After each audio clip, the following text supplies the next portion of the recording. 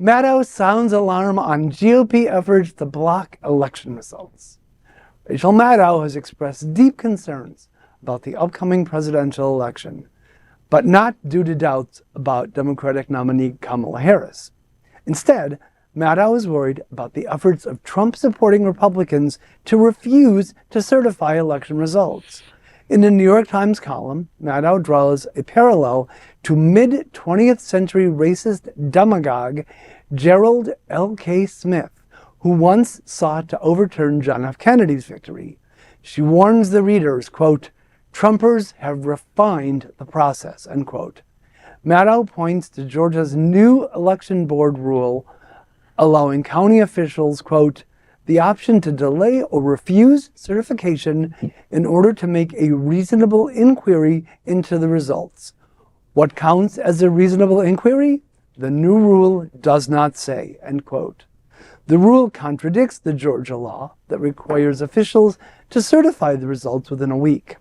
Maddow also mentions that in a state where Republicans have delayed or refused certification at least 7 times since 2020, the highest in the nation, this rule adds another layer of confusion to the legal landscape just 100 days before the election.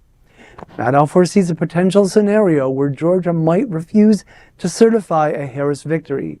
She warns that similar actions could occur in other swing states as well. To combat this, she urges action, saying, quote, "Now is the time to get to know your local election board. Public awareness and vigilance can make a difference," end quote. I have to say that for a long time, especially when her show was on nightly, I considered myself a devout Maddowist. And she kind of started to go off the rails, and in my opinion, watching her was stressing me the fuck out. However, I do believe she is one of the smartest TV journalists, and I continue to trust her. She knows her stuff, and if she's using this kind of warning, I don't think it should be taken lightly. Oh, really? Because I was on your side for a second, because I do feel like it's fear-mongering. I do feel like she's a little, sure, it is something to consider, but I just feel like it's what the Republicans and Fox News was doing to us and kind of scaring us. Now, I think we should definitely sit at the polls and make sure that the lines are moving and that, black neighborhoods, shouldn't be, 3 blocks long and taking 4 hours to vote. That's more concerning than this angle. I'm concerned about it, but I feel like this is more fear-mongering where there's other things we kind of focus on. That's my opinion. On the other hand, I'm not worried about Georgia. The Georgian governor hates Trump. He's trying to press Trump to, find the 11,000 votes so that he can win, blah, blah, blah. But is there a state you're worried about? In Arizona.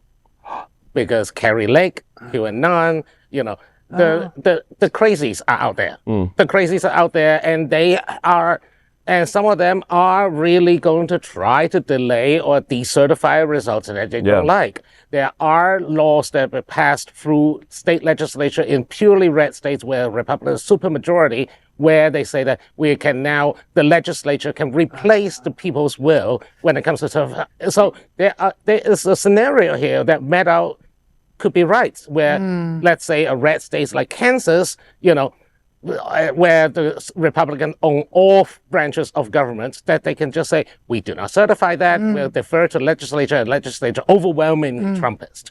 I think Maddow's making some very serious points, because first, they wouldn't do that.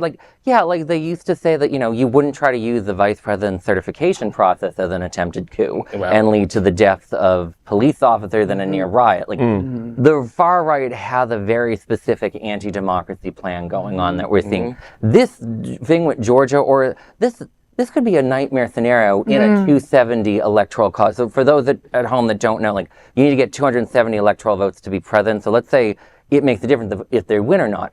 You could foreseeably see a situation where the president of the United States would have to ask, do you have to send in the National Guard to certify the election? Because the Supreme Court will interfere in a non-democratic way as well. What happens if more people voted in these states for one person and they're not given? You see in other countries, that's how coup civil d'etat war starts. starts. This is all the big everything people have problems with Venezuela is this sort of scenario. This is a Venezuela-like scenario, quite frankly. And this should really be like scaring the crap out of all of us, quite honestly. Yeah. Well, I won't be sleeping tonight. Sorry. Well, see, that's my point.